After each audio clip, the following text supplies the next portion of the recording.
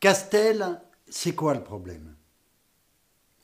Castel réalise chaque année des centaines de millions d'euros de bénéfices en produisant, entre autres, des millions d'hectolitres de bière en Afrique. Le problème, c'est que le groupe s'appuie sur une fiscalité opaque pour éviter de payer ses impôts dans les pays africains où il produit ses boissons. Un manque à gagner énorme pour ces États. Castel, c'est un groupe industriel français. C'est le premier négociant de vin en France et le troisième au niveau mondial.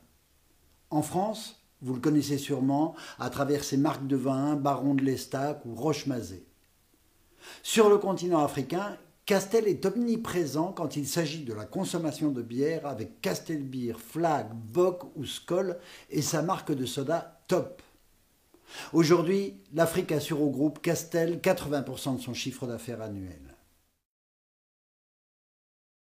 Le groupe Castel, c'est une histoire de famille. La multinationale est dirigée depuis 60 ans par Pierre Castel, aujourd'hui âgé de 94 ans. La direction exécutive de cet empire lui revient et une trentaine de membres de sa famille dirigent les filiales du groupe. Pierre Castel, c'est la 10e fortune de France. L'homme est connu pour être l'un des plus riches exilés fiscaux français vivant en Suisse, ce qui ne l'empêche pas d'entretenir d'étroites relations avec les plus hautes autorités françaises. Lorsque les présidents français se déplacent sur le continent africain, Pierre Castel est souvent du voyage.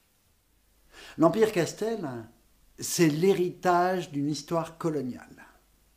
En 1945, Pierre Castel s'implante dans plusieurs pays d'Afrique en se lançant dans le business du vin. En 1967, il rencontre Omar Bongo, le président gabonais, qui souhaite développer l'activité brassicole au Gabon. C'est dans ce pays qu'il ouvre sa première brasserie, première pierre d'un empire qui ne cessera de s'étendre. En 1990, il reprend l'entreprise Brasseries et Glacières Internationales, BGI, qui lui ouvre les portes du Cameroun, de la Côte d'Ivoire, du Niger et du Sénégal.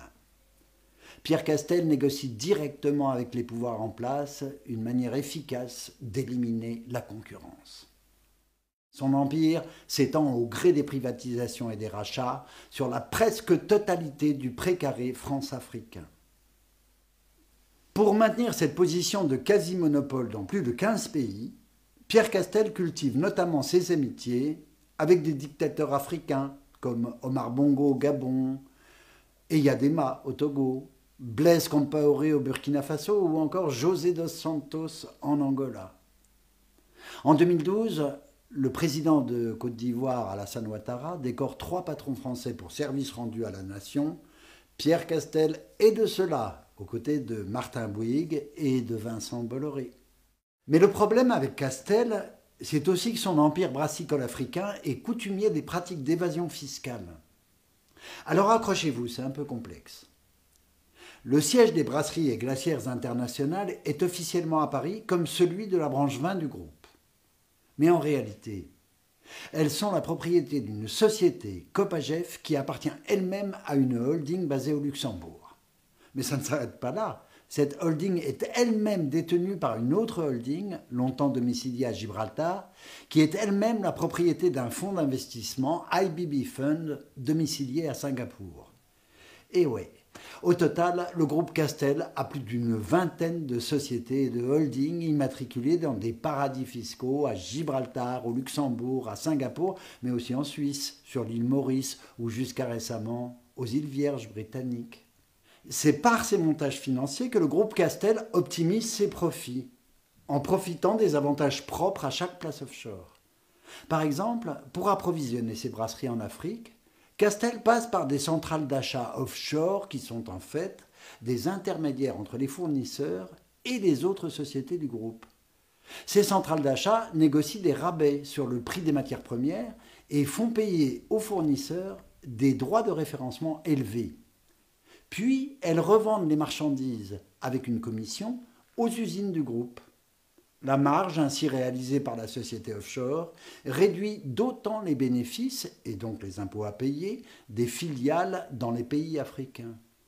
Ainsi, Global Export, une de ces centrales d'achat offshore, réalise chaque année des dizaines de millions d'euros de profits, presque 100 millions de bénéfices nets en 2017, sans payer d'impôts puisqu'elle est domiciliée à Gibraltar.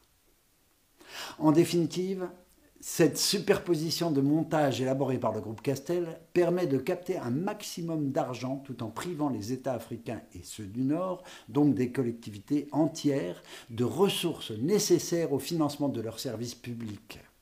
Informons-nous et mobilisons-nous.